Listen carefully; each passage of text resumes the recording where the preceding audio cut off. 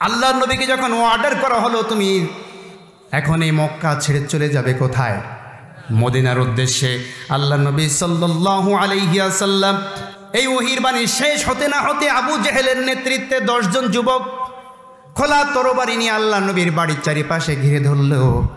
আল্লাহর নবী হযরত আলী রাদিয়াল্লাহু তাআলা আনহুকে তার নিজের বিছানায় শুয়ে রাখলেন। সুবহানাল্লাহ পড়ে বললেন যে আলী, এটা হচ্ছে অমকের জন্য, এইটা তমকের জন্য। এভাবে করে আল্লাহর নবীর কাছে যারা আমানত রেখেছিল, টাকা পয়সা স্বর্ণ গহনা রেখেছিল, এই সমস্ত সব কিছু লিস্ট করে আলীর কাছে দিয়ে বলল সকালে সকলের মাল সকলের কাছে পৌঁছে দেবে। কারণ সুবহানাল্লাহ।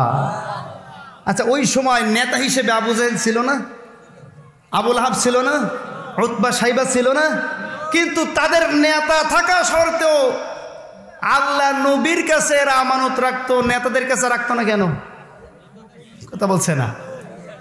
তার কারণ হচ্ছে সূরা আরাইতাল্লাযী পড়লে বুঝতে পারবেন। ফাযালিকাল্লাযী ইয়াদউল ইয়াতীম আর আরাইতাল্লাযী ইউকাযযিবু বিদ্দীন ফাযালিকাল্লাযী ইয়াদউল ইয়াতীম। এই আয়াতের তাফসীরের মধ্যে আছে আবু জেহেলের কাছে যদি কেউ আমানত রাখতো তা ওইটা নিজের মনে করে ফি সাবিলিল্লাহ হয়ে যেত। কথা কি বুঝতে পেরেছেন আমার ভাইরা? এখনো পর্যন্ত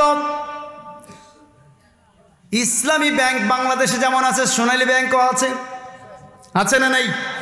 আপনারা খোঁজ নিয়ে দেখেন, যারা নাকি ইসলামের বিরোধিতা করে তাদেরও অধিকাংশের অ্যাকাউন্টটা ইসলামী ব্যাংকে।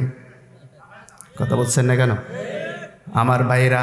যদিও সামনাসামনি বিরোধিতা করে, অন্তর থেকে জানে যে ইসলামটাই ভালো। কথা বলছেন না কেন? আল্লাহর নবীকে তারা যদিও বিরোধিতা করত, কিন্তু অন্তর থেকে জানতো যে মুহাম্মদ সবচাইতে সৎ ব্যক্তি। ঠিক কিনা জোরে বলেন? এই জন্য নিজেদের নেতাদের কাছে আমানত না দিয়া বিরোধী পার্টির নেতা মুহাম্মাদের কাছে আমানত রাখতো। সুবহানাল্লাহ পড়েন। আমরাও ঠিক তেমন নেতার আশা করি। কথা বলছেন না কেন? আমরাও তেমন নেতা তৈরি করব, অথবা তেমন নেতাদের অনুসরণ করব যাদের কাছে বিরোধীরাও আশ্বস্ত হয়, বিরোধীরাও আশ্বাস পায়, তাদের কাছে ছায়া পেতে পারে। ঠিক কিনা জোরে বলেন আমার ভাইয়েরা? আল্লাহ নবী আলী রাদিয়াল্লাহু তাআলা আনহুকে শুয়ে রেখে এবার বাইরে তাকিয়ে দেখে তারা সকলে দাঁড়িয়ে আছে। আল্লাহ পাক রব্বুল আলামিন নাজিল করে দিলেন, ওয়াজআলনা মিন বাইনি আইদিহিম সাদ্দাও ওয়া মিন খালফিহিম সাদ্দান ফাআগশাইনাহুম ফাহুম লা ইউবসিরুন। জোরে বলুন আল্লাহু আকবার। আল্লাহ নবীকে আল্লাহ অর্ডার দিলেন, হাতে এক মুষ্টি বালি নাও। বালি নিয়ে আল্লাহ পাক রব্বুল আলামিন বললেন সূরা ইয়াসিনের শুরু থেকে পড়ো। আল্লাহ নবী পড়লেন, ফু দিলেন, এই বালিগুলা সমস্ত মুশরিকদের চোখের মধ্যে আল্লাহ ঢুকিয়ে দিলেন। সুবহানাল্লাহ পড়েন। আল্লাহ বলছেন ওয়াজআলনা মিন বাইনা আইদিহিম সাদ্দা ওয়া মিন খালফিহিম সাদ্দা। তাদের চোখের মধ্যে আমি বালু নিক্ষেপ করে দিলাম এবং তাদের সামনে এবং পেছনে দেওয়াল তৈরি করে দিলাম। সুবহানাল্লাহ পড়েন। আল্লাহ নবী সামনে দিয়ে চলে গেল, এমনকি একজন কাফেরের মাথায় বালু দিল, এরপরও টের পেল না কে বালু দেয়। সুবহানাল্লাহ পড়েন। আল্লাহ নবী তাদের সামনে দিয়ে বাইরে চলে আসেন। আল্লাহ বলছেন ওয়াজআলনা সূরা ইয়াসিন মিন বাইনা আইদিহিম সাদ্দা ওয়া মিন খালফিহিম সাদ্দা ফাগশাইনাহুম। তাদের দৃষ্টিকে আমি অন্ধ করে দিলাম কিছু সময়ের জন্য। ফাহুম লা ইউবসিরুন। তারা কিছুই দেখলো না যে তাদের সামনে দিয়ে কে চলে গেল। কন্না সুবহানাল্লাহ। আপনি আল্লাহর জন্য আল্লাহর পথে নিজেকে বিলিয়ে দেন না, একনিষ্ঠভাবে আল্লাহকে মহব্বত করে আল্লাহর রাস্তায় নিজেকে সঁপে দেন, আল্লাহ সরাসরি আপনাকে সাহায্য করবে। আমার ভাইয়েরা, আল্লাহ নবী যাচ্ছেন, প্রতিমধ্যে একজনের সাথে দেখা। রাত ৩টার সময় যদি আপনি রাস্তায় যান, গিয়া কারোর সাথে দেখা হয়, আপনার তো জানতে ইচ্ছা হবে এত রাত্রে কই যাও। কথা বলছেন না কেন আমার ভাইরা? ওই ব্যক্তিও মুহাম্মদকে বলছে, মুহাম্মদ কই যাও? বলছে আমি যাচ্ছি এদিকে। বলেন নাই যে আমি চলে যাচ্ছি। কথা বুঝতে পেরেছেন? যাই হোক, ওই লোকটা চলে গেল, গিয়ে মুহাম্মদ সাল্লাল্লাহু আলাইহি ওয়াসাল্লামের ঘরের সামনে এসে দেখে আবু জেহেল, আবু লাহাব সহ আরও কয়েকজন 10 জন 12 জন মিলে তরবারি হাতে করে না খালে ঘুরতেছে। কথা বুঝেন নেই? বলছে কি ব্যাপার মেয়েরা, তোমরা এখানে কি করো? ভাই মুহাম্মদকে আজকে রাতে হত্যা করবো, আমাদের ধর্মের বিরুদ্ধে অবস্থান নিয়েছে, আমাদের দেবদেবীর বিরুদ্ধে কথা বলে, আজকে ওর একটা দফারফা করিয়ে ছাড়বো। তা বলছে তোমরা কি পাগল ঠাগল নাকি? তা আবু জেহেল তো আবার নেতা মানুষ, এই বেটা কি বলিস ভালো করে বল। বলছে মোহাম্মদ তো এইমাত্র আমার সামনে দিয়ে চলে গেল, আর তোমরা কাকে পাহারা দিচ্ছ? আবু জেহেল বলছে বেটা যা কিন্তু। নেতারা কিন্তু গরিব মানুষের কথায় দাম কম দেয়, কথা বুঝতে পেরেছেন? ওকে গরম ঠরম দিয়ে পাঠিয়ে দিল। ভোরবেলা আজানের সময় হয়ে গেল, এরপরে ওঠে না। অন্যদিন তো আবু জেহেল তো জানে যে আজানের সময় ওঠে, আজানের আগে উঠে তাহাজ্জুদ পড়ে। আবু জেহেল জানে না? ওই যে কোরআন তেলাওয়াত শুনতো, আপনারা তো জানেন ঘটনা। আমার ভাইয়েরা তাও ওঠে না। এবার আবু জেহেল চিৎকার করছে, কি ব্যাপার মোহাম্মদ, আজকে কি ভয়তে উঠিস না নাকি? কথা বুঝলেন নাই? সকাল তো হয়ে গেল, তাও ওঠো না কেন? এরপরে ওঠে না। এবার আবু জেহেল সহ্য করতে না পেরে মোহাম্মদের ঘরে প্রবেশ করলো। কোপ মারতে গিয়েও মারে নাই। আর একজন পাশ থেকে বলছে একটু দেখে নাকি। সুবহানাল্লাহ পড়েন। মক্কার জাহিলিয়া যুগের লোক হওয়ার পরও তাদের একটা নীতি ছিল যে ঘুমন্ত অবস্থায় কোনো ব্যক্তিকে তারা আঘাত করতো না। আর আমাদের সমাজে জাহিলিয়াতের চাইতো মারাত্মক অবস্থা, ঘুমন্ত মানুষের উপরে আগুন জ্বালিয়ে শাপলা চত্বরে ঘুমন্ত মানুষের উপরে গ্রেনেড হামলা করে, বন্দুকের গুলি করে নিরীহ মানুষদেরকে হত্যা করা হয়েছে। ঠিক কিনা জোরে বলে? আমার ভাইয়েরা, আমার বন্ধুগণ, আলী রাদিয়াল্লাহু তাআলা আনহু ঘুমিয়ে আছেন, চাদরটা উঁচু করে দেখলো যে মুহাম্মদ নাই, আলী শোয়া। মেজাজটা কেমন লাগে কোন? সারা রাত যার জন্য পাহারা দিল চোখের সামনে দিয়ে চলে গেল। এবার বিছানা উঁচু করে দেখে আলী। বলছে আলী এখানে তুমি কেন? মুহাম্মদ কইতে সে তো চলে গিয়েছে। সুবহানাল্লাহ বললেন না? বলছে মুহাম্মদ তো চলে গিয়েছে। তা বলছে মুহাম্মদ কেমনে গেল? আমরা এখানে দাঁড়িয়ে আছি। তা বলছে আল্লাহর বান্দাকে যদি আল্লাহ সাহায্য করে বেটা তোরা কি করবি? সুবহানাল্লাহ পড়েন। তা তোমার কি একটু ভয় হলো না যে তুমি মুহাম্মাদের বিছানায় আছো, আমরা যদি তোমাকে হত্যা করতাম? হযরত আলী রাদিয়াল্লাহু তাআলা আনহু ডাক দেয়া বলেন, শুনবে ঈমানের দল, আমি ঈমান এনেছি যেই আল্লাহর উপরে, ঈমান এনেছি যেই নবীর উপরে। সেই নবী আমাকে ডাক দেয়া বলেছে, আলী এই ব্যক্তিদের সম্পদগুলো তাদের কাছে পৌঁছে দিবা। পৌঁছে দেওয়ার পরে অমুক দিন আমার সাথে গিয়া মদিনায় দেখা করবা। কান সুবহানাল্লাহ। আমার নবী যখন আমাকে এই কথা বলেছেন আমি নিশ্চিত হয়ে গিয়েছি তোদের মতন মুশরিক আমার কোনো চুল পরিমাণ ক্ষতি করতে পারবে না। আল্লাহু আকবার বলেন। এটা হচ্ছে ঈমানের তীব্রতা।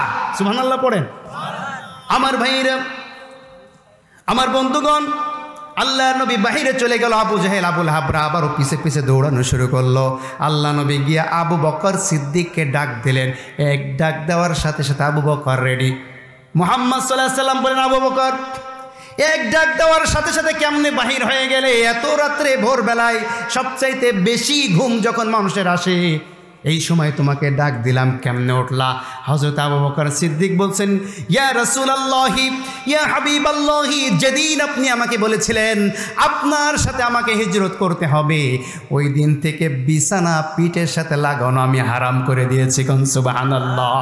ওই দিন থেকেই প্রত্যেক রাত্রে আমি দরজার সাথে দাঁড়িয়ে দাঁড়িয়ে হেলান দিয়ে ঘুমিয়ে থাকি। না জানি কত রাত্রে আপনি আমাকে ডাকাডাকি করেন, আর আমি আবু বকর উঠতে না পারি, আপনার কষ্ট হবে।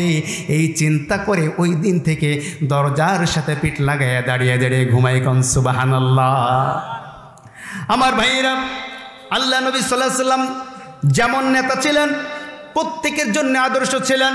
নেতাদের জন্য আদর্শ, রাখালদের জন্য আদর্শ, পিতাদের জন্য আদর্শ, স্বামীদের জন্য আদর্শ, ব্যবসায়ীদের জন্য আদর্শ, চাকরিজীবীদের জন্য আদর্শ, রাষ্ট্র পরিচালক হিসাবে আদর্শ।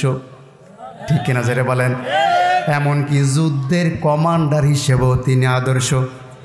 ঠিক কিনা যারা বলেন? আল্লাহ নবী সাল্লাল্লাহু আলাইহি ওয়াসাল্লামের বিচক্ষণতা দেখেন।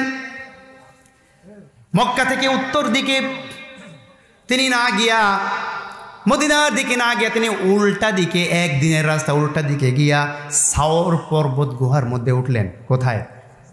সাওর পর্বত, সাওর নামক একটা পাহাড়। এই পাহাড়ের একটা গুহার মধ্যে আল্লাহ নবী ঢুকলেন। ঢুকার আগে আবু বকর বলছেন, ইয়া রাসূলুল্লাহ আপনি আগে প্রবেশ করবেন না, আমাকে আগে ঢুকতে দেন। সুবহানাল্লাহ বললেন না? আমাকে আগে ঢুকতে দেন, আমি আগে দেখি ভিতরে কোনো হিংস্র কোনো পশু বা কীট পতঙ্গ আছে কিনা। আবু বকর সিদ্দিক ভিতরে ঢুকলেন। ঢোকার পরে দেখলেন যে কিছুই নাই। আল্লাহ নবীকে আহ্বান জানালেন, তিনি আসলেন। আল্লাহ নবী বললেন, তোমার উরুটা একটু পেতে দাও, আমি একটু ঘুমাই। আল্লাহ নবী ঘুমিয়ে পড়লেন। আবু বকর তাকিয়ে দেখলো অনেকগুলা গর্ত, নিজের জামা ছিঁড়ে ছিঁড়ে গর্তগুলাকে লাগালেন। গর্তগুলা বন্ধ করার পরে একটি গর্ত বাকি ছিল, আপনারা জানেন, পায়ের গোড়ালি দিয়ে আটকে রেখেছিল। একটি সাপ কামড় দিল, আল্লাহ নবী থুতু দিলেন, সাপের বিষ ভালো হয়ে গেল। সুবহানাল্লাহ পড়েন। আল্লাহ নবীকে অনুসরণ করতে করতে নাপিত একদল কাফের মুশরিক সাওর পর্বত গুহা পর্যন্ত চলে আসলো। আবু বকর সিদ্দিক উকি মেরে দেখলো তারা পাহাড়ের উপর দিয়ে একটু নিচে তাকাইলে আমাদেরকে দেখে ফেলবে। আবু বকর সিদ্দিক হতাশ হয়ে গেল, হতভম্ব হয়ে গেল। তিনি কষ্টে কেঁদে ফেললেন। আল্লাহ নবী ডাক দিয়ে বলছেন, ও আমার সাহাবী, ও আমার সিদ্দিক, ও আমার বন্ধু, তুমি ভয় পেও না। আমরা মাইনরিটি নই, আমরাই মেজরিটি। আল্লাহ পাক রব্বুল আলামিন আমাদের সঙ্গে আছেন। কোন সুবহানাল্লাহ। আল্লাহ রব্বুল আলামিন এই কথাও কোরআনে জানিয়ে দিয়েছেন, ইজ হুমা ফিল গর ইজ ইয়াকুলু লিসাহিবিহি লা তাহজান ইন্নাল্লাহা মা'ানা। জোরে বলুন আল্লাহু আকবার। ইজ হুমা ফিল গর, যখন তারা দুইজন গর্তের মধ্যে ছিল, ইজ ইয়াকুলু লিসাহিবিহি, তার সাথী তাকে বলছিল আমরা বোধহয় ধরা পড়ে গিয়েছি। যখন এই কথা বলছিল তখন তার সঙ্গী, উত্তম সঙ্গী যিনি ছিলেন, তিনি বলছেন লা তাহজান, ভয় পেও না, ইন্নাল্লাহা মা'ানা, নিশ্চয় আল্লাহ আমাদের সঙ্গে আছেন। যারা নাকি কেবলমাত্র একনিষ্ঠভাবে আল্লাহকে রব হিসাবে মেনে নিয়েছে, ইন্নাল্লাযীনা ক্বালু রাব্বুনাল্লাহ, যারা বলে আল্লাহ আমাদের রব, সুম্মা ইসতাকামু, এবং এই কথার উপরে ইস্তেকামত থাকে। আল্লাহ পাক বলছেন আমি আল্লাহ তাদের উপরে রহমত নাজিল করি, ফেরেশতা নাজিল করে সাহায্য পাঠাই। যখন আল্লাহ নবীর উপর দিয়ে কাফেররা এসেছিল, আল্লাহর হুকুমে মাকড়সা সেইখানে জাল বেঁধেছিল। সুবহানাল্লাহ পড়েন। একটা কবুতর সেইখানে বাসা বেঁধে ডিম তাওয়া দেওয়ার মতন ভান ধরে বসেছিল। কাফেররা চিন্তা করছে গর্তের মধ্যে যদি মানুষ যায় উপরে তো মাকড়সার বাসা ভেঙে যাবে আর কবুতর তো উড়ে চলে যাবে। কেউ বলছে আছে, কেউ বলছে নাই। দ্বিমত পোষণ করে তারা চলে গেল। আল্লাহ তাদেরকে রক্ষা করলেন। কোন সুবহানাল্লাহ। এবার একদিন পরে সুরাকা আল্লাহ নবীর পিছু নিল। আল্লাহ নবী যখন হেরা পর্বত গুহা থেকে বাইরে চলে আসলেন, মদিনার উদ্দেশ্যে রওনা দিলেন, সুরাকা নামক একজন ব্যক্তি ঘোষণা পেয়েছিল যে মোহাম্মদকে যে হত্যা করতে পারবে, মোহাম্মদকে বন্দী অথবা হত্যা করতে পারলে 100 লাল উট পুরস্কার দেবে। 100 লাল উট। লাল উট মানে কি বুঝেন? মক্কার এক একটা লাল উটের দাম কমপক্ষে 20 লক্ষ টাকা। কথা কি বুঝতে পেরেছেন? তো এরকম 100টা, তাহলে কত টাকার মালিক হবে? এই লোভে সবাই তাকে খুঁজতেছে। সুরাকা নামক একজন ব্যক্তি, সে তখনও কাফের, ইসলাম গ্রহণ করে নাই। সে দূর থেকে আল্লাহ নবীকে দেখে ফেলেছে। দেখে যখনই কাছাকাছি আসছে, আবু বকর তো বলছে ইয়া রাসূলুল্লাহ, আমরা তো ধরা খেয়ে গিয়েছি। আল্লাহ নবী বলছেন থামো, এখানে আল্লাহর মুআজিজা আছে। সুবহানাল্লাহ পড়েন। আস্তে আস্তে কিছু দূর দেখা যায় তীর নিক্ষেপ করলে গায়ে লাগবে, ওইখান থেকে ঘোড়ার 2টা পা ঢুকে গিয়েছে। সুবহানাল্লাহ পড়েন। ডাক দিয়েছি, এ মোহাম্মদ, ও আব্দুল্লাহর বেটা মোহাম্মদ, আমাকে একটু বাঁচাও। সুবহানাল্লাহ পড়লেন না? আল্লাহ নবী সাল্লাল্লাহু আলাইহি ওয়াসাল্লাম বলছেন তুমি যদি আমাকে কথা দিতে পারো যে তুমি আমার পিছনে আর লাগবে না, ইসলামের বিরুদ্ধে আর অবস্থান নিবে না, তাহলে আল্লাহ পাক তোমাকে এই বিপদ থেকে রক্ষা করবেন। বলছেন ঠিক আছে, তোমার কথা মানবো। আল্লাহ পাক ঘোড়ার পা বাইরে করে দিলেন। সুবহানাল্লাহ পড়েন। কিন্তু ওই যে ওই পাশে লোক 100টা লাল উট, এই চিন্তা করে আবার যখন সামনে পা বাড়লো, ঘোড়ার একেবারে বুক পর্যন্ত গেঁথে গেল, 2 পাশ থেকে ধুমা বাহির হওয়া শুরু হলো। এবার সুরাকা চিন্তা করেছে আর তো রক্ষা নাই। এবার চূড়ান্তভাবে তওবা করলো। আল্লাহ নবীকে বলল, নবী আপনি যদি আমাকে ছেড়ে দেন, আমি আল্লাহর কসম কেটে বলছি, আমি ওই কাবার ঘরের রবের কসম কেটে বলছি, আমি আপনার পিছনে আর লাগবো না, আপনার সহযোগিতা করবো। কোন সুবহানাল্লাহ। আল্লাহ নবী তখন তার জন্য দোয়া করলেন, তাকে আল্লাহ আবারও মুক্ত করে দিলেন। এবার সে যখন ফিরে যাচ্ছিল, আবু জেহেলদের সাথে দেখা। সুরাকা দেখেছো নাকি? বলছে না, দেখি নাই। সুবহানাল্লাহ পড়ে। আমার ভাইয়েরা, আল্লাহ নবীর মদিনায় যেতে একদিন দেরি হয়েছিল, কারণ এই যে উল্টা দিকে একদিন গিয়েছিল। মদিনার শিশু সহ, বৃদ্ধ সহ, মদিনার ইহুদিরা সহ আল্লাহ নবীকে স্বাগত জানানোর জন্য তারা প্রতিদিন বিকেলবেলা আসতো, 2 দিন 3 দিন পার হয়ে যায়, এরপরেও আসে না। যখন তারা ফিরে যাচ্ছিল গোধূলির সময়, সূর্য ডুববে ভাব, ওই সময় সর্বপ্রথম আল্লাহর নবীকে যে দেখে আহ্বান জানিয়েছিল, যে দেখে আল্লাহর নবীকে দেখে আহলান সাহলান জানিয়েছিল, সে একজন ইহুদি। ঠিক কিনা জোরে বলেন? কারণ ও নিশ্চিত ছিল যে আজকেই মুহাম্মদ আসবে, তাওরাত এবং ইনজিলে সব লেখা ছিল। সুবহানাল্লাহ পড়েন। সে খেজুর গাছের উপর দাঁড়িয়ে দেখে যে দূর থেকে 2 জন ব্যক্তি দেখা যায়। সুবহানাল্লাহ পড়েন না? এই মদিনাবাসী তোমরা যেও না, এই তো সেই মুহাম্মদ আসছে। সুবহানাল্লাহ পড়েন। আমার ভাইরা, আল্লাহ নবী সাল্লাল্লাহু আলাইহি ওয়াসাল্লাম যখন মদিনার ভেতরে প্রবেশ করছেন, শিশু বৃদ্ধ এবং সমস্ত ব্যক্তিরা 2 পাশে আহলান সাহলান জানানোর জন্য দাঁড়িয়ে গেলেন। তারা পড়া শুরু করে দিল, তলা আল বদরু আলাইনা মিন সানিয়াতিল ওয়াদাব ওয়াজাবা শুকরু আলাইনা মাদা লিল্লাহি দা। সুবহানাল্লাহ পড়েন। তলা আল বদরু আলাইনা, আমাদের সামনে চাঁদ উদিত হলো। সুবহানাল্লাহ পড়েন। মিন সানিয়াতিল বিদা, সানিয়াতুল বিদা ওই জায়গার নাম যেখান থেকে মক্কায় ঢুকতে হয়। ওয়াজাবা শুকরু আলাইনা, আমাদের জন্য কৃতজ্ঞতা প্রকাশ করা ওয়াজিব হয়ে গেল। কৃতজ্ঞতা মানে তার সহযোগিতা করা আমাদের জন্য ওয়াজিব হয়ে গেল। সুবহানাল্লাহ পড়েন। মাদা আলিল্লাহিদা। আমার ভাইরা, এই কবিতাটা এখনো পর্যন্ত স্বর্ণ অক্ষরে লেখা আছে মদিনায়। সুবহানাল্লাহ পড়েন। আমার ভাইরা, যেই ইহুদিরা সর্বপ্রথম আল্লাহ নবীকে সম্ভাষণ জানিয়েছিল শুধুমাত্র ক্ষমতায় যাওয়ার লোভে, ক্ষমতাচ্যুত হওয়ার ভয়ে, ষড়যন্ত্র করার জন্য, তারাই আল্লাহ নবীর বিরোধিতা শুরু করে দিয়েছিল। ঠিক কি না? ওটা অনেক ব্যাপক আলোচনা, আমি ওদিকে যাব না। আল্লাহ নবীকে তারাই সর্বপ্রথম আহলান সাহলান জানিয়েছিল।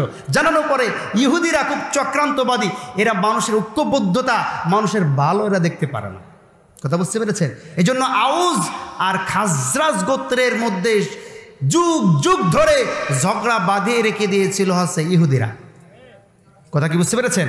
আল্লাহ নবী সর্বপ্রথম এসে আউস এবং খাজরাজ গোত্রের যেই দ্বন্দ্ব ছিল, এই দ্বন্দ্ব তিনি নিরসন করে দেয়া, 2 জনকে একত্রিত করে দিলেন। কন্যা সুবহানাল্লাহ। এইটা দেখে ইহুদিদের মেজাজ খারাপ হয়ে গেল। এই তো মুহাম্মদ তো এবারে ক্ষমতায় চলে যাবে, কি করা যায়? এবার মুসলমানদের মধ্যে চক্রান্ত শুরু করলো। মুনাফিক আব্দুল্লাহ বিন উবাইকে তারাই তৈরি করেছিল। কথা কি বুঝতে পেরেছেন? ইহুদিদের যুগ যুগ ধরে মূল টার্গেট, এই যে হুসাইন রাদিয়াল্লাহু তাআলা আনহুর মৃত্যুর ঘটনার মূল সূত্র হচ্ছে রাসূলুল্লাহ সাল্লাল্লাহু আলাইহি ওয়াসাল্লামের আউস এবং খাজরাজ গোত্রের এই চিরন্তন দ্বন্দ্বকে নিরসন করা। অর্থাৎ ইহুদিরা সর্ব অবস্থায় চায় ফিরআউনি কায়দায় শিয়াতিহি, মানুষদেরকে দলে দলে বিভক্ত করা। মানুষ দলে দলে বিভক্ত থাকলে, ঐক্যবদ্ধ না থাকতে পারলে তাদের দিয়ে যা খুশি তাই করানো যায়। আর যখন মানুষ ঐক্যবদ্ধ থাকে, তাদেরকে আপনি যা খুশি তাই করাইতে পারবেন না। ঐক্যবদ্ধ শক্তির মাধ্যমে আপনাকে তারা পতন ঘটিয়ে দেবে। এই জন্য ইহুদিদের মূল কাজ মুসলমানরা যাতে ঐক্যবদ্ধ না থাকতে পারে, এই কারণে আল্লাহ নবীর বিরুদ্ধেও চক্রান্ত করেছে, ফাটল ধরানোর জন্য পারে নাই।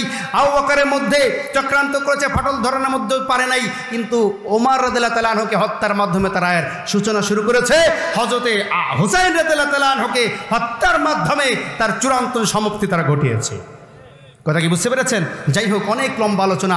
আল্লাহ রাসূলের জীবনে তো মনে করেন যে আল্লাহ নবী সাল্লাল্লাহু আলাইহি ওয়াসাল্লাম সম্বন্ধে প্রশ্ন করা হয়েছিল আয়েশা রাদিয়াল্লাহু তাআলার কাছে যে আল্লাহ নবীর চরিত্র কি? তিনি বলেছিলেন খুলুকুল কোরআন। সুবহানাল্লাহ পড়লেন না? তার চরিত্রটা কি? কোরআন। এই কোরআনের আলোচনা এমন হাজার রাত যদি আমরা করি শেষ হবে না। ঠিক তেমনি আল্লাহ রাসূলের জীবন চরিত্র আদর্শ আমরা সারা রাত যদি, এমন হাজার রাত যদি আমরা আলোচনা করি শেষ করা যাবে না। এই জন্য সংক্ষিপ্ত আকারে আল্লাহ নবীর জীবনী থেকে, কোরআন থেকে, হাদিস থেকে আমরা যতটুকুন আলোচনা করলাম, যার মূল বক্তব্য হচ্ছে আমাদের মূল পয়েন্ট, মূল টার্গেট, মূল কাজ হচ্ছে আল্লাহর জমিনে আল্লাহর দিন প্রতিষ্ঠিত করার জন্য সর্বোচ্চ ত্যাগ এবং তিতিক্ষা স্বীকার করে আল্লাহর জমিনে দিন কায়েমের আন্দোলনে শামিল হওয়া। ঠিক কি নজরে বলেন? আসুন আল্লাহ পাক রব্বুল আলামিনের জমিনে আল্লাহর দিন যাতে কায়েম হয়, কায়েম হবে কি না হবে এটা আল্লাহর ব্যাপার, কিন্তু প্রচেষ্টা আমাদেরকে চালাইতে হবে। ঠিক কি নজরে বলেন? আমরা যদি প্রচেষ্টা চালাইতে পারি, ওই যে ইব্রাহিম আলাইহিস সালাম যখন আগুনে পুড়ছিলেন, একটা ব্যাঙ পেশাব করেছিল, শুনেছেন? ব্যাঙকে প্রশ্ন করা হলো, তুই একটুখানি ব্যাঙ একটু যারা পেশাব করেছে এক ফোঁটা, তোর ওই পোশাক কি নমরুদের ওই আগুন নেবে? তুই কেন পোশাক করতে গিয়ে নিজে গাটা পোড়াইছস? তা বলছে আল্লাহ, আমি যাতে কিয়ামতের ময়দানে এই কথা বলতে পারি যে আমি তোমার ইব্রাহিমের দলে ছিলাম। সুবহানাল্লাহ পড়ে আল্লাহ খুশি হয়ে বললেন, তোর প্রস্তাবকে আমি পবিত্র করে দিলাম। নবী, নবীদের পিতা বলা হয় হযরতে নূহ আলাইহিস সালামকে, যার আর একটা নাম হচ্ছে দ্বিতীয় আদম। নূহ আলাইহিস সালামের আর একটা নাম কি? দ্বিতীয় আদম। খুব ভালো করে বুঝবেন, এই নূহ আলাইহিস সালামকে যখন আল্লাহ পাক রব্বুল আলামিন নবুয়ত প্রাপ্ত করলেন, আল্লাহর পক্ষ থেকে দাওয়াতি মিশন দিয়ে পাঠালেন, হযরতে নূহ আলাইহিস সালাম এই সমাজে কত বছর দাওয়াত দিয়েছিল? কথা বলছেন না কেন? 950 বছর তিনি দাওয়াত দিয়েছিলেন। 950 বছরের দাওয়াতি কাজের মাধ্যমে কত হাজার লোক ইসলাম কবুল করেছিল? মাত্র। তা নূহ আলাইহিস সালামের চাইতে কি আমাদের মতন হুজুরদের সম্মান বেশি? কথা বলছেন না কেন? হযরত নূহ আলাইহিস সালাম 950 বছর দাওয়াত দেওয়ার পরে মাত্র 80 জন মানুষ, নারী পুরুষ মিলে তারা ইসলাম কবুল করেছিল। জনাবে মুহাম্মদ রাসূলুল্লাহ সাল্লাল্লাহু আলাইহি ওয়াসাল্লাম তিনি যখন দিনের দাওয়াত দিয়েছিলেন মক্কায়, সবাই তো মেনে নিয়েছিল। কথা বলছেন না কেন? তাহলে নবীদের দাওয়াতেও ওই সময়কার সমস্ত মানুষ ফিরে আসে নাই। এমনকি জনাবে মুহাম্মদ রাসূলুল্লাহ সাল্লাল্লাহু আলাইহি ওয়াসাল্লামের চাইতে শ্রেষ্ঠ মানুষ এই পৃথিবীতে আর আছে? শ্রেষ্ঠ চরিত্রের অধিকারী এই পৃথিবীতে আর আছে? শ্রেষ্ঠ বক্তা এই পৃথিবীতে আর আছে? ভবিষ্যতে আসবে। সেই জনাবে মুহাম্মদ রাসূলুল্লাহ সাল্লাল্লাহু আলাইহি ওয়াসাল্লামের কথায় সবাই আসে নাই, ইসলামের মধ্যে ঢোকে নাই। আর আমি কোথাকার কোন আব্দুল্লাহ মামুন নিজামি, আমার কথা শোনার জন্য সবাই আসবে, এইটা আপনি ভাবলেন কেমনে? কথা বলছেন না কেন? তবে যারা এসেছে তারা হেরার টুকরায় পরিণত হয়েছে। যারা এই ইসলাম নামক পরশ পাথরের সামনে আসতে পেরেছে, কুরআন নামক জীবন ব্যবস্থাকে গ্রহণ করে নিতে পেরেছে, আল্লাহ পাক রব্বুল আলামিন তাদেরকেই জিরো থেকে হিরো বানিয়ে দিয়েছেন। কোন সুবহানাল্লাহ। এজন্য আপনারা যদি জিরো থেকে হিরো হতে চান, কুরআনের মাধ্যমে আপনাদেরকে আহ্বান জানাই, একটুখানি আসুন, একটু কোরআনের ছায়াতলে আসুন, কোরআন থেকে কিছু শিখুন। আল্লাহ পাক আপনার জীবনকে পরিবর্তন করে দিতে পারেন। ঠিক কিনা জোরে বলেন? আমার ভাইয়েরা, আমার বন্ধুগণ, হযরত নূহ আলাইহিস সালামকে বলা হয় দ্বিতীয় আদম। তিনি যখন দাওয়াত দিলেন 950 বছর দাওয়াত দেওয়ার পরে অতিষ্ঠ হয়ে আল্লাহ পাক রব্বুল আলামিনকে ডাক দিয়ে বলছেন, ও আমার প্রভু, আমার রব, রব্বি ইন্নী দাউতু কওমি লাইলান ওয়া নাহারা ফালাম ইয়াজিদহুম দুআই ইল্লা ফিরারা। জোরে বলুন আল্লাহু আকবার।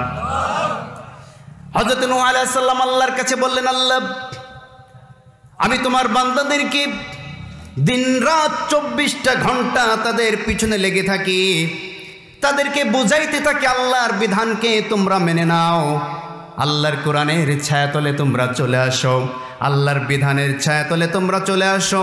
দিনরাত পরিশ্রম করে তাদের পিছনে লেগে থাকি, দিনরাত পরিশ্রম করার পরেও ফালাম ইয়াজিদহুম দুআই ইল্লা ফিরারা, তারা তো আমার দাওয়াতে ফিরে আসে না, আমার দাওয়াত তারা শুনতে চায় না, বরং আরো দূরে সরে যায়। ও আমার প্রভু, আমার রব, তুমি আমাকে তাদের জন্য, আমার জন্য আমাকে তুমি আমার কাজকে সহজ করে দাও। কান সুবহানাল্লাহ। আমার ভাইয়েরা, শুধু যে তারা ফিরে গিয়েছিল এমন নয়, আল্লাহ পাক বলছেন যে নূহ আলাইহিস সালামের উপরে যখন ওহী নাজিল করা হলো আমার পক্ষ থেকে, এমন কোনো ষড়যন্ত্র নাই, এমন কোনো চক্রান্ত নাই, এমন কোনো হুমকি নাই, এমন কোনো ধামকি নাই যে কাফের মুশরিকদের পক্ষ থেকে নূহ এর উপরে তারা দায়ী নাই। বলি নাউজুবিল্লাহ। আমার ভাইয়েরা, যুগ যুগ ধরে দিনের দায়রা এভাবে দাওয়াত দিয়ে এসেছেন। এদেশের মাটিতে 50টি বছর একজন মুফাসসির 50টি বছর মানুষের দ্বারে দ্বারে কোরআনের তাফসীর পেশ করেছেন, কোরআনের আহ্বান জানিয়েছেন। সেই ব্যক্তির বিরুদ্ধেও বিভিন্ন চক্রান্ত এবং ষড়যন্ত্র হয়েছে কি হয় নাই? আসতে বলবেন না, হয়েছে কি হয় নাই? অনেক চক্রান্ত হয়েছে, ষড়যন্ত্র হয়েছে। শেষ পর্যন্ত সহ্য না করতে পেরে সুপরিকল্পিতভাবে ইনজেকশন পুশ করার মাধ্যমে সেই বাংলাদেশের শ্রেষ্ঠ মুফাসসিরকে এই দুনিয়া থেকে বিদায় করে দিয়েছে। কথা বলেন ঠিক কিনা? আল্লাহ পাক পবিত্র কুরআনুল কারীমের মধ্যে বলছেন, ইয়া হাসরাতান আলাল ইবাদি মা ইয়াতিহিম মির রাসূলিন ইল্লা কানু বিহি ইস্তাহজিউন। জোরে বলুন আল্লাহু আকবার। ও আমার বান্দারা, তোমরা শোনো, এমন কোন নবী রাসূল নাই, এমন কোন দিনের দাঈ আমি তোমাদের কাছে পাঠাই নাই, যেই নবীর সাথে, যেই রাসূলের সাথে, যেই দাঈর সাথে তোমরা এমন কোন আচরণ করো নাই, যেই দাঈর সাথে এমন কোন খারাপ আচরণ নাই যে তোমরা তার সাথে করো নাই। অনেক নবী রাসূলদেরকে তোমরা হত্যা পর্যন্ত করেছো। কথা বলেন ঠিক কিনা? তাহলে বোঝা যাচ্ছে নবীওয়ালা কাজ কোনটা সঠিক। কথা বলছেন না কেন? আপনারা এখান থেকে ঢাকায় যান না? আমার কথা কি সকলে বুঝতেছেন? একটু কিছু বোঝার চেষ্টা করবেন, শেখার চেষ্টা করবেন। আমি আলোচনা করি, যেটা আমি নিজে বুঝি সেটা আপনাদেরকে বোঝাবার চেষ্টা করি। কথা কি বুঝতে পেরেছেন? যদি দু একটা কথা না বুঝে যান, না শিখে যান, আসলে এই রাতটা জাগা শুধু শুধু হয়ে যাবে। খারাপ লাগতেছে আপনাদের? কষ্ট হচ্ছে? যদিও রাত অনেক গভীর এবং শেষ ক্লাসটা করা খুব কঠিন, ঠিক কিনা? ছাত্রছাত্রী আসলে ক্লাসে থাকতে চায় না, কখন বাড়ি যাব, ঠিক কিনা জোরে বলেন? তা আপনারা ঢাকায় যান না এখান থেকে? একটু রুটটা বলেন তো, এখান থেকে ঢাকায় যাইতে যেতে কি কি বাদে সামনে? মনে করেন যে এখান থেকে যাবেন আপনার কেশবপুর, ঠিক কিনা? কেশবপুর পারে এক সোজা রাস্তা গিয়ে পড়বে রাজারহাট, ঠিক কিনা? রাজারহাট থেকে বামে গিয়ে পড়বে মনিহার। কথা বলছেন না কেন? মনিহার থেকে ডাইনে গিয়ে পড়বে নড়াইল কালনা ব্রিজ, ঠিক কিনা? নড়াইল থেকে আরেকটু সামনে যাবেন, গিয়ে দেখবেন যে ভাঙ্গার সেই বড় ব্রিজ, ঠিক কিনা? এরপর আরেকটু সামনে গিয়ে দেখবেন যে কি, কিসের পদ্মা সেতু? আরে কন্যা স্বপ্নের পদ্মা সেতু, স্বপ্নের পদ্মা সেতু, ঠিক কিনা? এরপরে যাওয়ার পরে তারপরে কি? ঢাকা। এবার আপনি ঢাকায় যাচ্ছেন, আপনি জানেন যে কেশবপুরি মোড় পড়বে, কেশবপুর মোড় পড়ে নাই। এরপরে যশোরের রাজারহাটের মোড় পড়বে, তাও পড়লো না। এরপরে আপনার মনিহারের সিনেমার সামনের হলের সামনে দিয়ে যাবে, তাও গেল না। কাল্লাঘাটের সামনে দিয়ে যাবে, তাও তো গেল না। বলেন তো, গাড়ি কি ঢাকায় পৌঁছাচ্ছে নাকি অন্য জায়গায় যাচ্ছে? আর যদি সব কিছু সঠিক থাকে তাহলে বোঝা যাচ্ছে যে আমি কোথায় যাচ্ছি? ঢাকায় যাচ্ছি। ঠিক তেমনি ভাবে নবী রাসূলগণ যখন কোরআনের দাওয়াত দিয়েছিল, নবী রাসূলগণ যখন ইসলামের দাওয়াত দিয়েছিল, কালিমার দাওয়াত দিয়েছিল, নবী রাসূলদের সাথে তার জাতিরা যেই আচরণ করেছে, যেই ব্যবহার করেছে, চক্রান্ত করেছে, ষড়যন্ত্র করেছে, হুমকি দিয়েছে, ধমকি দিয়েছে, নির্যাতন করেছে, শেষ পর্যন্ত তাদেরকে হত্যা পর্যন্ত করা হয়েছে। এই কাজগুলো যদি আজও আমাদের দাওয়াতের মধ্যে থাকে, বুঝতে হবে আমাদের দাওয়াতে বাধা আসলেই বুঝতে হবে আমাদের দাওয়াতটা সঠিক আছে। যখন আমাদের দাওয়াতে কোনো বাধা আসবে না, খালি মিষ্টি আসবে, বুঝতে হবে ঢাকায় না গিয়া অন্য রাস্তায় চলে গেছি, ঠিক কিনা যারা বলেন? আমার ভাইয়েরা, আমার বন্ধুগণ, আল্লাহর নবীকে আল্লাহ পাক রব্বুল আলামিন কালেমার দাওয়াতের দায়িত্ব দিয়ে এই পৃথিবীতে পাঠিয়েছিলেন। আল্লাহর নবী সাল্লাল্লাহু আলাইহি ওয়াসাল্লাম সাফা পাহাড়ের চূড়ায় দাঁড়িয়ে ভোরবেলায় মক্কার প্রচলিত নিয়ম অনুযায়ী ভোরবেলায় সকলকে আহ্বান জানাচ্ছেন, ইয়া সাবাহা, ইয়া বনু জুফার, ইয়া বনু আব্দুল মুত্তালিব, ইয়া বনু কুরাইশ। এভাবে করে মক্কার সমস্ত গোত্রপতিদের নাম ধরে ধরে তিনি যখন আহ্বান জানালেন, মক্কার ওই সময়কার নিয়ম ছিল, যদি কোনো জরুরি সংবাদ হয়, গুরুত্বপূর্ণ কোনো সংবাদ হয়, জরুরি এবং গুরুত্বপূর্ণ সংবাদ যদি হয়ে থাকে, ভোরবেলায় সাফা পাহাড়ের চূড়ায় দাঁড়িয়ে আহ্বান জানাইতে হবে। আল্লাহ নবী সেই প্রচলিত নিয়ম অনুযায়ী ভোরবেলায় সাফা পাহাড়ের চূড়ায় দাঁড়িয়ে আল্লাহ নবী সাল্লাল্লাহু আলাইহি ওয়াসাল্লাম সকলকে যখন আহ্বান জানালেন, ইয়া সাবাহা, সকলেই যাদের কানের মধ্যে আওয়াজটা পৌঁছে গেল, বলল এমন একজন ব্যক্তির মুখ থেকে আওয়াজ আসছে, আর এমন একটা মানুষের মুখের আওয়াজ এবং এমন একটা সময়ের আওয়াজ, ভোরবেলার আওয়াজ, অত্যন্ত গুরুত্বপূর্ণ আওয়াজ। এই আওয়াজ যারা শুনেছে তারা সকলেই আল্লাহর নবীর কথা শোনার জন্য উপস্থিত হয়ে গেল। কোন সুবহানাল্লাহ। আমার ভাইয়েরা, আল্লাহ নবী সকলকে উপস্থিত করে বলছেন, আমি যদি তোমাদেরকে বলি এই পাহাড়ের অপর প্রান্তে শত্রু বাহিনী ওত পেতে বসে আছে, কিছুক্ষণের মধ্যেই তোমাদের উপর আক্রমণ করবে, তোমরা কি আমার কথা বিশ্বাস করবে নাকি? সকলে এক বাক্যে উত্তর দিল, অবশ্যই বিশ্বাস করব, কারণ 40 বছর পর্যন্ত তোমাকে দেখছি কোনোদিন মিথ্যা কথা বলো নাই। কোন সুবহানাল্লাহ। এটা বিশ্ব রেকর্ড, বিশ্ব রেকর্ড। জীবনে যতদিন জীবিত ছিলেন ঠাট্টা করেও কখনো মিথ্যা বলেন নাই। কোন আল্লাহু আকবার। আর আমরা যে নেতাদেরকে নেতা হিসেবে মানি, যাদের চেতনা লালন করি, চেতনা, বলেন তো সেই নেতারা কি মিথ্যা কথা বলে? হ্যাঁ, মিথ্যা বলে? একজন মিথ্যাবাদী নেতা, যে মিথ্যাবাদী এমন নেতার অনুসরণ করে, এটা লজ্জা করে না? লজ্জা তো করার দরকার। যে মিথ্যা বলতে পারে সে আবার নেতা হয় কেমনে? কথা বলছে না কেন? যে সরাসরি মিথ্যা বলতে পারে, মিথ্যা ছাড়া যার রাজনীতি হয় না, এই ধরনের মিথ্যাবাদীদেরকে বাংলার মুসলমান নেতা হিসেবে মানতে পারে না। কথা বলে ঠিক কিনা? বাংলার মুসলমান নেতা হিসেবে মানবে তাদের যাদের চরিত্রের মধ্যে রাসূলুল্লাহ আদর্শ আছে। ঠিক কিনা জোরে বলেন। আমার ভাইয়েরা, তারা বলল 40 বছরের মধ্যে তোমাদেরকে দেখছি কখনো তুমি মিথ্যা কথা বলো নাই, কি বলবে তাড়াতাড়ি বলো। এবার আল্লাহর নবী বললেন, লাউ কুনতুম কালিমাতান ওয়াহিদা তামলিকুনা বিহিল আরব ওয়া তাদিনু বিল আজম, যদি একটা কালিমা তোমরা মেনে নিতে পারো তাহলে গোটা আরব বিশ্বের তোমরা মালিক হয়ে যাবে। অনারব বিশ্ব যারা থাকবে তারা সকলে তোমাদের দিনকে গ্রহণ করে নিবে। যারা তোমাদের দিনকে গ্রহণ করবে না তারা তোমাদেরকে ট্যাক্স দিয়া, জিজিয়া, কর দিয়া তোমাদের আনুগত্য স্বীকার করে নিবে। একথা শোনার সাথে সাথে মক্কার নেতারা লাফিয়ে উঠেছে, মুহাম্মদ তাড়াতাড়ি বলো, তাড়াতাড়ি বলো, এমন একটা কালেমা নয় 1000 কালিমা মেনে নিতে রাজি আছি। কোন সুবহানাল্লাহ। খুব ভালো করে বুঝবেন, আল্লাহ নবী এবার দাওয়াত দিচ্ছেন, কুলু, তোমরা বলো, লা ইলাহা ইল্লাল্লাহ তুফলিহুন, যদি তোমরা বলো লা ইলাহা ইল্লাল্লাহ তাহলে তোমরা সফল কাম হয়ে যাবে। বলেন তো, লা ইলাহা ইল্লাল্লাহ দাওয়াত দেওয়ার সাথে সাথে তারা তো মেনে নিয়েছিল? মেনেছিল? কেন মানে নাই? আচ্ছা বলেন তো, লা ইলাহা ইল্লাল্লাহ মানে কি? দু একজন, আচ্ছা, আর আরো দু একটা বলেন তো। আচ্ছা, আর আরো দু একজন বলেন, সমস্যা নেই। আচ্ছা ঠিক আছে, আমরা অন্তত 5-6টা অর্থ আমরা জেনেছি। আল্লাহ ছাড়া কোনো মাবুদ নেই, আল্লাহ ছাড়া কোনো উপাস্য নেই, আল্লাহ রিজিকদাতা, আল্লাহ সৃষ্টিকর্তা। ঠিক কি না? আল্লাহ যে আমাদের সৃষ্টিকর্তা, এটাই যদি সঠিক কালিমার অর্থ হতো তাহলে তো কাফের মুশরিকরা বিরোধিতা করার কোনো প্রশ্নই ওঠে না। কথা বলছেন না কেন? কারণ আল্লাহ সৃষ্টিকর্তা আমরাও যেমন মানি, কাফেররাও তেমন মানে।